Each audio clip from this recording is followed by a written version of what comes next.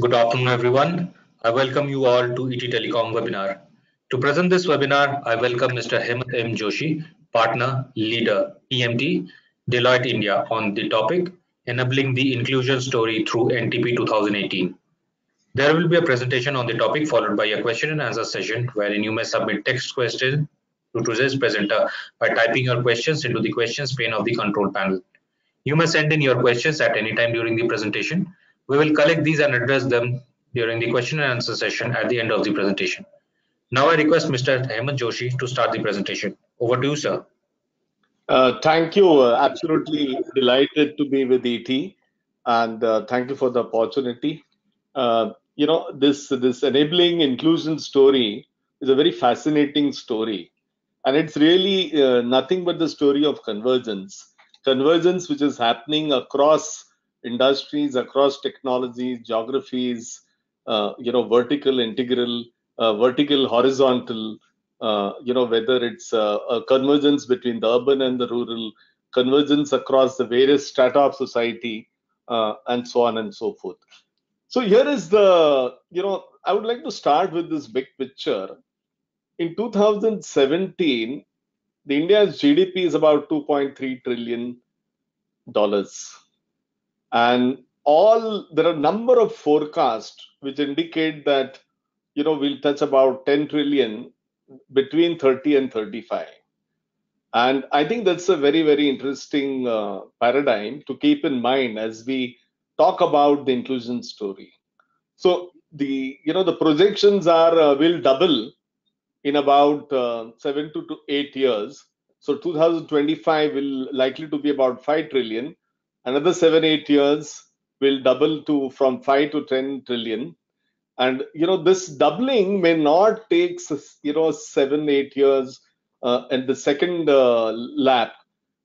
Even in the first lap, it can be shorter duration for the simple reason that the technologies which will drive on the back of the telecom will create an exponential effect. So I think this is the big picture, and we must keep this in mind as we go through this. And look at any which way, agriculture is about 18%, industry contributes 30%, and about 53% services. I think there are opportunities to unlock through telecom and through inclusion across all these three sectors. This is the story of India. India missed perhaps the revolution, the industrial revolution, but I think it's clearly a winner in the digital revolution. And there are very few countries which can, perhaps none, which can boast of 1 billion digital identity for its citizens with 2 biometric attributes captured. One is the retina scan and the other is the fingerprint. And what this does is it's created a basic digital infrastructure for identifying a person, validating himself or herself on the net. And that creates a multiplier effect. Now you add this to the bank accounts and you add this to the mobile, and there is a revolution which has already begun. And what we should really be talking about is how to accelerate the inclusion. The inclusion has started, how it's going to accelerate. And if you see this, there are a number of government initiatives, smart cities, DigiLocker, e-hospital, e-visa, Umang, government e-marketplace, etc., etc. These are really the footprints of the digital, the vision the government has. If you look at the progression of NTP, in 1994, we talked of telephone on demand, and we talked of private investment, and we talked of 22 licenses. Then in 1999, we wanted teledensity of 7 by 5 and 15 by 15, and 4 in rural areas by 10. And then we talked about high-speed internet and unified access license. Then in 2004, we changed the track and said we need broadband policy, because without broadband, you cannot implement teleeducation, telemedicine, e-governance, entertainment, and so on and so forth. There are huge challenges we have as a country. The to create physical infrastructure, or to create a network of physical banks, or to create a network of physical schools and colleges, it requires huge investments. And perhaps the quicker way is use the digital network, using a broadband to to speed up this inclusion. And now in 2018, we are looking at a new telecom policy, which addresses some of the challenges and sets out a very ambitious mission. If you just take a half a minute to go through 1994, 2012, and look back, and perhaps 1994 and 1999 numbers look very, very, not ambitious, but we have achieved. And then suddenly you will see that 2004 onwards, there was an exponential growth, with the result that we are the second largest market in the number of mobile connections. So what's NTP 2000? I mean, there are a lot of things in this, but the last item highlighted in bold is India's transition to digitally empowered economy and society. I think this is the crux. This is the crux, and everything else in terms of establishment of unique, resilient, secure, affordable digital communication infrastructure services, etc., etc., are really enablers. But the crux is, again, if you go back to Digital India vision, it's a vision to digitally empower citizens and create a knowledge economy. So, I would say that NTP 2000 is really about digitally empowering citizens and create a knowledge economy. And then there are some strategic objectives. 8% of telecom should become 8% of GDP, broadband, etc., etc., etc. And then we will look at as we move forward, in some of these items. So what are the missions? The missions are basically Correct India, Propel India, and Secure India. And if you look at the Correct India, I think the vision is amazing. Universal broadband coverage at 50 Mbps. Now, 50 Mbps seems huge improvement over 512 kbps, the way we define broadband today. And 1 Gbps connectivity to all gram panchayats by 2020, and 10 Gbps by 2022. Again, very ambitious. The way fiber is being rolled out, I think it is more likely than not that we'll achieve this much faster. Like all the villages today have access to electricity. I think this is going to become a reality very soon. And then you have 5 million hotspots, etc., etc. And Propel India. The Propel India is enabling next generation technologies and services through investment, innovation, and IPR generation. And some big numbers are being invested. So there are credible studies to show that India will need over $100 billion in the next few years to be able to sustain the growth in telecom.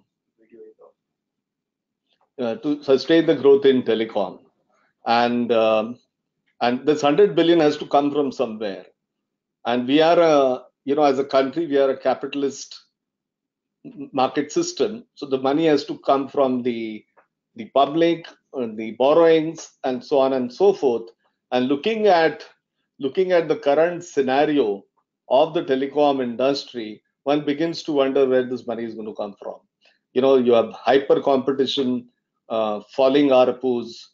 The prices have literally gone through the floor of data and voice, and so on and so forth. So this is something to keep in mind. So the trick is, where is going to this money going to come from, and what value will need to be unlocked to make this investment viable. And then you have Secure India, the safety and security of digital communications. So there is a whole paradigm of having a security layer in everything connected with NTP 2018. So this is again a landscape I mean, second largest telecommunication network, third largest internet user base, second largest smartphone market. Perhaps many of us do not know this. And if you look at India becoming the world's fastest market for mobile applications. But where are we today? We are in broadband definition of 512 kbps, a rural tele-density of about 58, no interconnections for about 900 million people, 62,000 uncovered villages. Even today, we rank 67th in terms of the fixed broadband speed and 109th in terms of mobile internet speed. So clearly, there is a lot of room for improvement, and I think this improvement itself will create a multiplier effect. And I think some of the infrastructure we lack is optical fiber, connectivity, Wi-Fi spots, very low. Any which way you look, very low. Telecom towers, in the number of telecom towers connected through backhaul are just 25, through fiber. And just imagine if the connectivity through backhaul improves through the fiber network, see the multiplier effect it will have on speed and latency and so on and so forth. And mobile phones, feature phones continue to be 66%, of the phone shipped. 1 billion users without smartphone in India. So here is the opportunity. Here is the opportunity in each of these challenges, and this opportunity, when you start addressing in a very systematic and scientific manner through proper financial planning, will really unlock value. So the key discussion areas today I thought I will talk on is geographical inclusion, financial inclusion, digital inclusion, social inclusion, and some of the emerging technologies. How will they ride on the telecom network, and what opportunities it will create? So enabling geographical inclusion, we have 20% rural internet penetration. I talked about the number of villages without mobile connectivity and so on and so forth. So as I said, these are the opportunities. If we need to fix this, and if we fix this, it'll create a huge opportunity. So what we need to do, I think the first thing is, the key thing which needs to be done is to first recognize that telecom is a strategic industry, like any other industry, like transport or railways or roads or defense. Because just imagine if there is no proper telecom infrastructure which cannot support the growth ambitions, the whole economy will crash, and all the vision and the ambition will come to will land with a thud on the ground. So this is the key thing. I think we are getting there, but I think it needs to be articulated very, very clearly, and then everything should change. The thinking, the policies, the tax laws, the attitude across the spectrum of center, state, municipalities must appreciate that this is a strategic industry, and all help and all enablers should be provided across the governance structure we have in this country to make this work. So PPP model needs to be encouraged. Use of satellites, fiber connectivity to all this gram panchayats and so on and so forth. Geographical inclusion, opportunity. That's what I said. This is the opportunity. And what is the mission trying to do? National Broadband Mission through NTP 2018, BharatNet. The vision is to provide 1 Gbps to gram panchayats, upgradable to 10. GramNet, you have, and then NagarNet, which is rural, which is urban, to create 1 million Wi-Fi spots, and you have Jan Wi-Fi to create 2 million Wi-Fis in the rural areas. And then this is to be supported by Fiber First initiative, a national digital grid, and Wi-Fi proliferation. So there's a lot of thinking and the architecture on how to do this. The challenge will be in implementation. And, we are generally seen that implementation is a huge challenge. But the way electricity, deployment, the proliferation of electricity connection to the villages happened in the last few years, I think it is going to be not that difficult given this. So I think this will happen sooner than later. The other thing which we generally don't keep focused on is the satellite technologies. I think satellite technologies, we are way ahead of number of other countries, and this satellite technologies can create provide an important link in the architecture of connectivity, where you don't have access points. Satellites can be used as a gateways. Of course, there are challenges in speed and how much area it can serve and all that, but we have an infrastructure ready to do this. And I think we have to figure out how to make the spectrum bands such as K band, etc., available. And then there is a USO4 fund which can be used very intelligently, as I said, to connect 250 gram panchayats by high speed fiber optic network. Spectrum is recognized as the key natural resource, and it has to be used optimally. It has to be used in the manner which serves the country and its citizens. And one of the ways to do that is allow efficient use, is allow mergers, acquisitions, is to enable the optimal trading, so that the bandwidth issues which are there can be addressed. And then next generation technologies, there are a lot of thinking in which band 5G will work, backhaul will work, and so on and so forth. This is, I want to spend just a half a minute on this, which I already alluded. And I think this IRNSS, or NAVIC as it is called, is ready. It's a constellation of 8 satellites, and it's all ready. It's being used by military through encryption, and it provides a better accuracy than the current GPS system, and it's very reliable, and it's in the control of India, and it can monitor the territory of India in 1500 kilometers beyond the territory of India. And this is going to be used for disaster management when the networks fail, vehicle tracking and fleet management, and so on and so forth. And this just we need to keep this in mind. There is a huge opportunity to unlock value. Yesterday's paper mentioned that ISRO has carried out a very successful experiment with Indian Railways, to improve the safety. So there is IC chips embedded in trains, and through this, satellite technologies, the challenges of accidents as unmanned, gateways is being addressed to reduce the accidents and save a lot of lives, and accordingly give a boost to the GDP, because the life lost, it's an opportunity lost. And financial inclusion, I think enough has been said, but just look at the numbers, mind-boggling numbers. Transactions in between March 17 to February 18, rupees 1434 trillion. I mean, just try to figure out what it means. And mobile banking, you look at this Beam, it's a UPI. UPI is something amazing.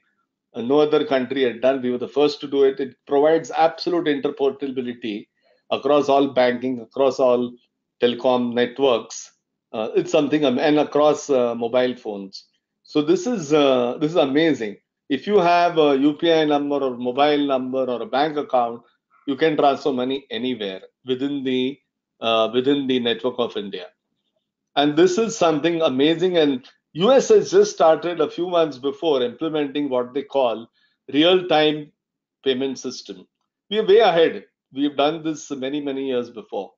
And I think the power of this will come as the proliferation happens in the urban areas, in the rural areas, with the unbanked and so on and so forth. Digital payments industry expected to touch 700 billion. And I think these are the numbers of JAM, as they call, 10 billion leakages saved for the government due to JAM Trinity. These are huge numbers. And financial inclusions, I've said, look at the data point. This is where the opportunity is. 20% of Indian villages do not have bank branches. How are you going to have banking for all unless you do it virtually? So that's the whole vision of, using Aadhaar, mobile, to create bank account and enable digital payments and so on and so forth. The focus areas of NTP 2000 are, using ICT based banking, regulations to incentivize business correspondence, because these are going to be the key thing in the whole network of banking, and accelerating development of technology such as UPI. UPI is already there, and there is a need to refine that, make it very user friendly. And Bharat QR code. I think Bharat QR code is something unique which is developed by NPCI, and that will be used. First, I think usage will see in the metros in Delhi and Bangalore and somewhere else. Samsung Pay and others have already started experimenting and linking it with their payment platforms. And then there are digital literacy camps and so on. So envisioned in NTP 2018. Enabling financial inclusion. Look at some of these numbers. Just linking Aadhaar, using Aadhaar for a validation, and what opportunities and what a mess it has thrown up. $10 billion saved. Which middlemen and others were milking the system. 2.95 crore fake duplicate ration cards through which the system was being milked to get subsidized food and so on and so forth. 130,000 ghost teachers in colleges have been eliminated, and 21,000 crore LPG subsidy leakages plugged. And if you see the challenges we have in major sectors, you pick up power, food, the accidents. You see the power of telecom to help address some of the challenges and therefore unlock value. So this will again come through a convergence of industries. Data consumption, I think this is a very, very fascinating story. This is the global data points, 500 billion electronic payments generated worldwide, 15 terabyte. And these are some of the data points, and it's been growing exponentially. What has happened in India? India is the highest consumer of mobile data per month in the world. 2360 petabytes. That is 10 raised to 15 traffic in 2017, 144% growth. So some of the challenges we have in the network connectivity, etc., are due to this exponential growth. No network in the world can handle this growth. So we are going to see a little lead lag, before the networks become resilient to handle this load. So, don't be too worried about this. And you see the 2G, what is the data consumption? It increased with 3G, and then with 4G, it has, just again gone through the roof. And these are some very interesting statistics. So this shows that digital, data revolution is there. And what this all means is that digital India is going to create $1 trillion opportunity. And this $1 trillion opportunity will come through the vision areas are through digital infrastructure.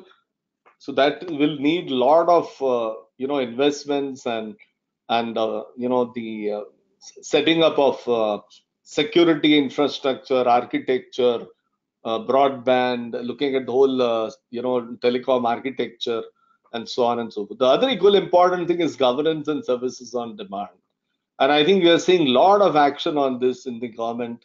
For once, I believe the government is ahead of the curve in using digital technologies and digital empowerment we are seeing. And the important thing in this inclusion is the India stack. And I'll take half a minute to talk about this India stack. It's a fascinating, paradigm, which is which was propagated by or started by Nandan Nilekani. And what it says is there are four layers. There are four elements of this India stack. So you have a paperless, you have a presenceless, cashless, and consent. So paperless is, you can transact on the internet, without any paper. So that means all digital. And this is going to be enabled through e-sign and digital locker. Digital locker will be provided by the government, and you can store all your documents, whether it is school living certificate, license, property agreements, you name it, securely in the digital locker. And then you can, through the digital locker, through the digital certificates, you can move it around anywhere. Then you have the presenceless, again, that you need to establish who you are on the internet. You need to establish the validity of who you are, identify yourself, and that is being enabled by Aadhaar. By the way, Aadhaar, it just opened up the fingerprint. Very soon, the biometric of retinas will be opened up, and you will see the amazing applications in healthcare, education, security, and so on and so forth. The other thing is, not many of us realize, Aadhaar also has got a QR code, and this QR code is embedded in the Aadhaar, the certificate or Aadhaar card, and this QR code can be also used as an access for, controlling the physical access. So this Aadhaar can work, with building an appropriate infrastructure also in the physical world, and it can seamlessly move between physical and the virtual world. And then you have and then cashless, of course, the digital payment, the jam trinity, and the consent is e-sign and e-verify, to validate the particular transaction. And this is the picture. Now what is happening? Look at the innovations landscape. And I think this innovation landscape, what is happening, really supports the big picture. And I'll just leave it for a half a second. It ranks third globally in technology based startups, and there are 1,000 new startups launched every year. And there is a startup hub, and the government has its own program of Startup India, and so on and so forth. And this is a very exciting space to watch out. And there are, most of the startups are dabbling with new technologies, exponential technologies, and this really supports the view that a big picture, India is going to become a big economy, because startups and investments will come where there are opportunities. Digital inclusion, again, I've said, there are challenges in whether it's healthcare or digital literacy or households. I think there are challenges. And the moment we address and get these people in the bus or in the ship or whatever you like, I think it'll create opportunities to unlock value. Social inclusion, today, everybody or most of the people today have phone, at least they know how to use an SMS. So, they can communicate very, very seamlessly using SMS. Those of us who have smartphones, I think 90% of us must be using WhatsApp or a Snapchat. And I think it's an amazing tool to connect. And today, if you see, there is this opportunity. I don't know how many of you have tried reaching out to the Prime Minister through Narendra Modi app. It's a classic case study on how the common citizen can connect with the Prime Minister, and it's tracked, and a ticket number is given, and there is a follow through. So a common man in the street is equivalent to a rich guy in a huge city, having access to the governance mechanism. So this is one example, and then once this sort of proliferation happens, it will accelerate this social inclusion. So devices, 66% feature phones shipped in 2017. So a lot of innovations if we can do through this feature phone, because that is not going to go away in the near future, I think it'll give another opportunity to have unlock value and bring more and more financial. There is a payment system available through feature phones. It is, which is there, but it's a little cumbersome. So it uses the signaling, frequencies of the telecom, but this is not very efficient to use. It's a little cumbersome, but I think some innovations are happening on this.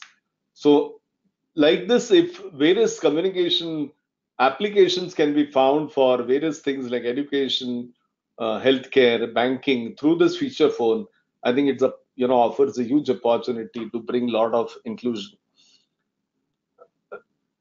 So 5G, see, NTP really has a vision for newer technologies and fourth industrial revolution, whether it's 5G, M2M, AI, cloud, blockchain, and so on and so forth. I'm sure all of us, at least on this call, would have used Uncle Google search engine, asked question to Uncle Google. And for example, last few days I've been surfing on, some interesting plants which produce oxygen 24 hours. And I'm looking at various options. And now every time I open my phone, there is a pop-up saying that these are the plant, these are the nurseries. So somewhere at the back, somebody is watching and deploying AI to track what am I seeing. And AI is supported by analytics. So all this technology is already there. And whether you like it or not, in the interconnected world, everybody is being watched and tracked. So this itself has a positive and a negative impact. The positive impact is that it makes life easy. The negative impact could be security, data privacy, and therefore security offering in this area is going to be very important and will create a further opportunity. I'll just throw some numbers. What is expected through our AI? The SMAC, that is Social Mobility Analytics Cloud, Internet of Things. Any which way you look, smart cities, any which way you look, we are getting into a connected world or a hyper-connected world, or Internet of Things, people and places, as it's called. And this connectivity and the connected world will create an exponential growth opportunity far beyond what you and I can imagine. These are some credible studies, but actually the reality will be something different.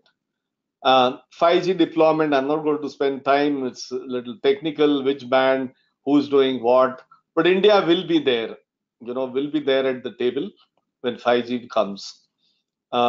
Multiplier effect of telecom on GDP, I think it's a well-known study that the 10% penetration in fixed and mobile contributes 0.5% to 1.4% to the GDP. And I think this is just scratching the surface. With the interconnected world, with Internet of Things, people and places, this ratio or the leverage can be very, very exponential.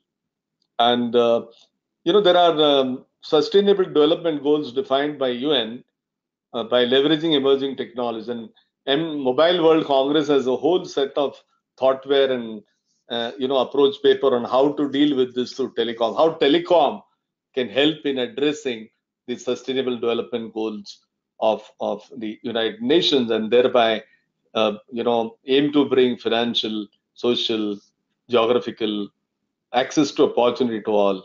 And I think this is another exciting place for telecom.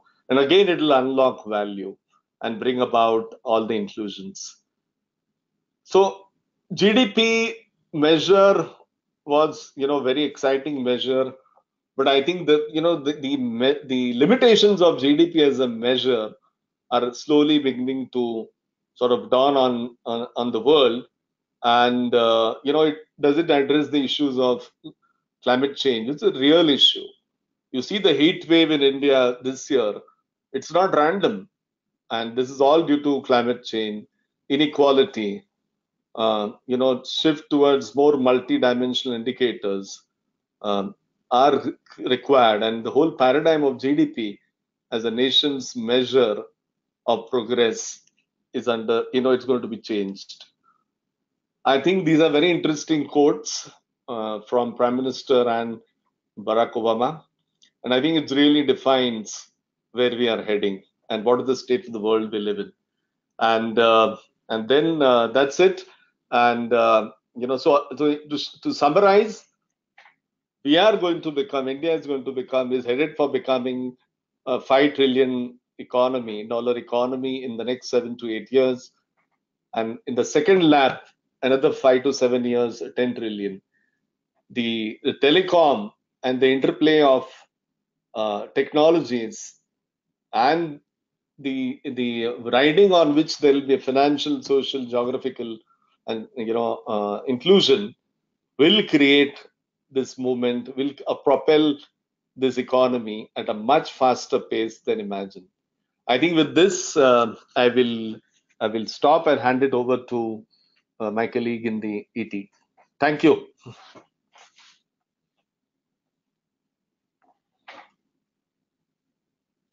Hello, thank you for that wonderful presentation.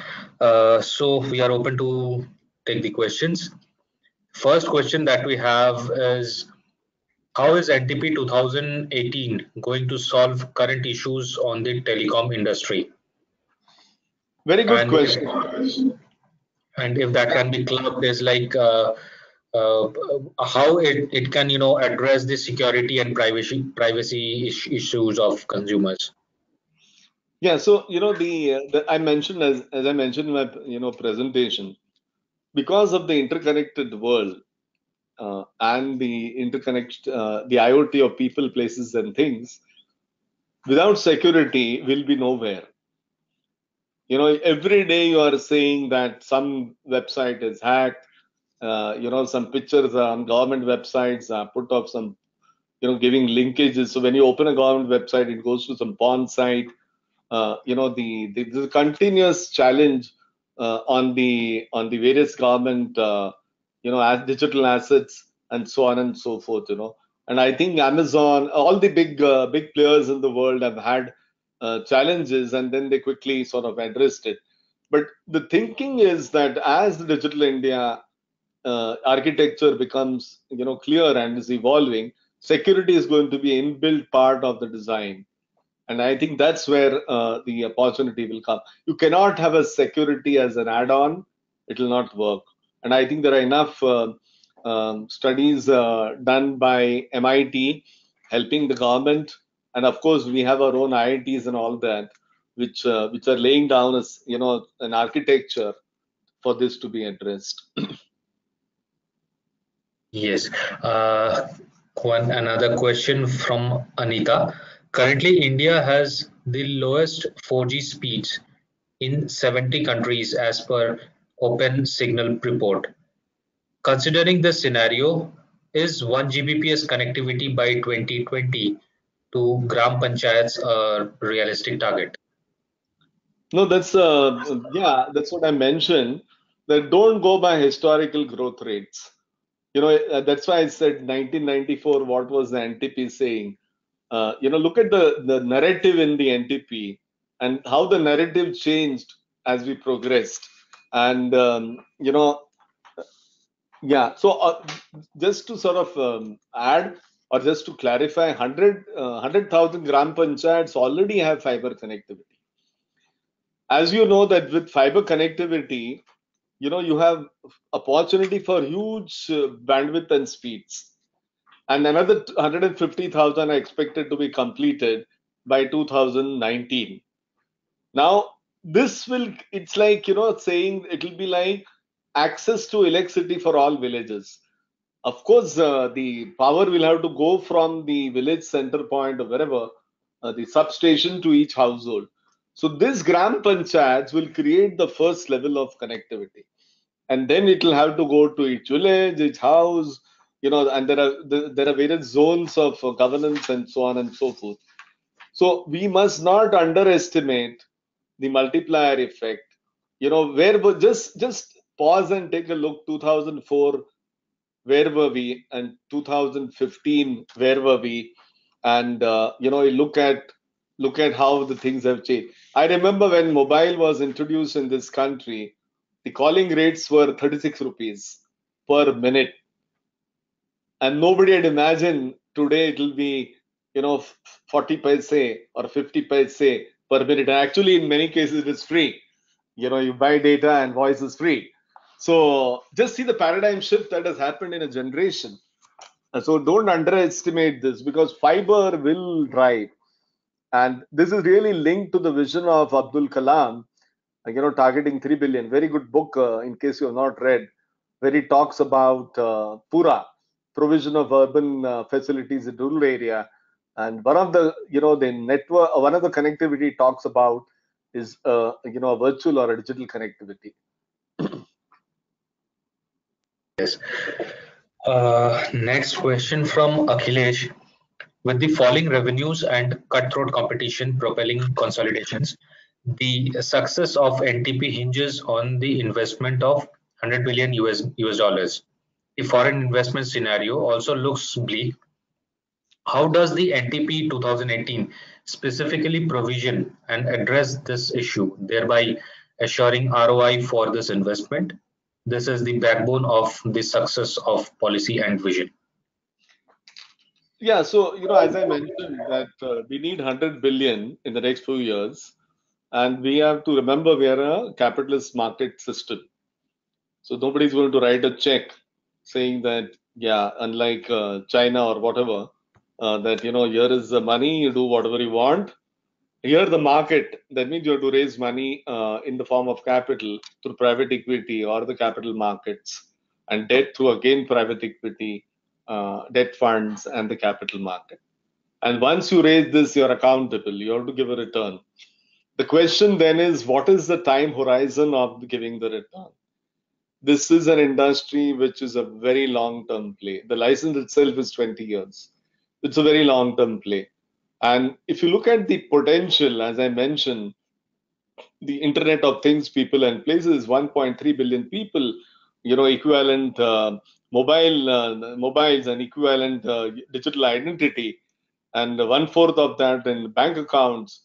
I mean, when you connect all this, the power, we are seeing the explosion of this, and it will accelerate. So I think NTP, while it creates an enabling infrastructure, a policy framework for this to really happen, and create a potential, create a potential, or create an infrastructure for the potential to be realized. And I think that will attract investments. Next question from Ankit. Can large feature phone base in India limit benefits from digitization to the users of future phones? Should government intervene to increase switch from feature phone to smartphone? No, I think it's a very good question, and there is a lot of debate. Why can't just give a smartphone to everybody? But that's not going to solve the problem unless you also address the issue of digital literacy.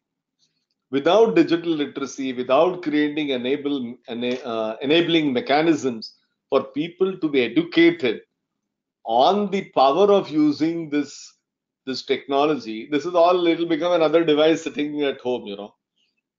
So there are this consumer facilitation centers being set up by government, where even if you don't have a phone, you can get your birth certificate, you can get access to your digital records, banking, and so on and so forth.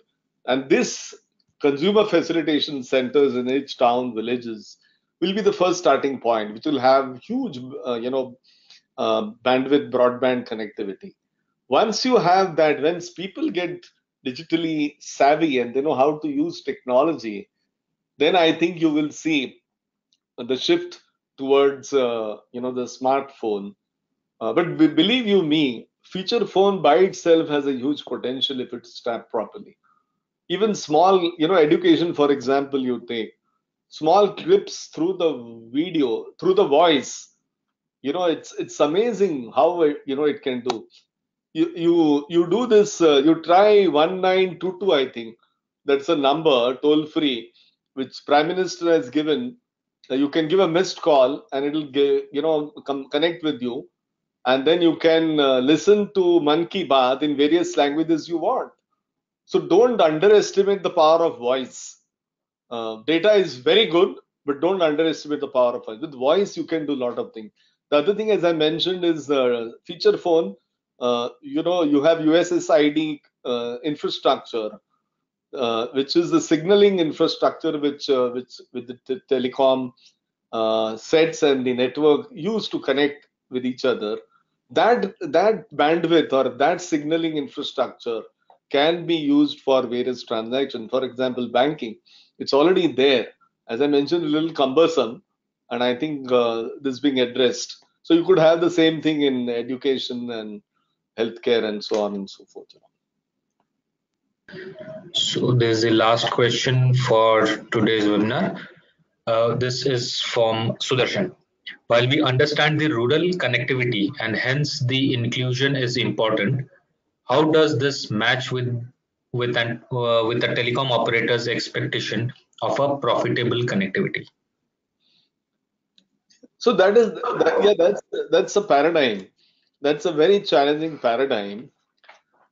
The general belief, this behind this question, and no disrespect to the person who asked, this question, or nothing meant to be derogatory, but the assumption behind this question is there is no money in rural market, and I think this assumption needs to be challenged. The classic example we have is the Hindustan lever. Everybody thought that there is no market for, this consumer goods in the rural market. And Hindustan lever came out with this idea of sachets. Give it in a form which the rural people can afford. And I think it changed the whole opportunity landscape, not only for Hindustan lever, for a lot of other companies and other industries. So I think that sachet model is also, has already come in telecom. For example, you have a 30-day plan, you have, a daily plan, something which you can afford. Daily, if you have money, you take this, use it, download, whatever. And then you have lifetime incoming free. The missed call is another very interesting innovation from India. You give a missed call and then it starts the communication. So this is very, very important. The question, I think, was that is, how will telcos make money in rural areas? I think telcos will have to look at a different paradigm. There is money, as I said, you pick up rural areas, there is opportunity to increase the digital footprint, telecom footprint. You look at the challenges, weather, power we have, huge leakages, water, irrigation, agriculture is one of the most inefficient in the world. Transportation, supply chain, logistics, logistic costs are double the world average. So as you address or let me put it this way, telecom infrastructure gives an opportunity to address this digitally, and if this is combined with services offering, the service offering is combined with the telecom operators offer of voice and data, I think it can unlock opportunities far beyond anyone's imagination. Yes, and with that, we come to an end to today's webinar. Thank you, Mr. Hemant M. Joshi, Partner Leader, TMT Deloitte, India, on the topic Enabling the Inclusion Story through NTP 2018. Unfortunately, we won't be able to take all the questions due to time constraints. If you have any other questions, please send them at editor@ettelecom.com. It was an engaging and insightful talk, and hope all the participants have enjoyed the session. The recording of this webinar will be made available on ettelecom.com. Thank you everyone for joining us. Goodbye. Thank you, Bhavan.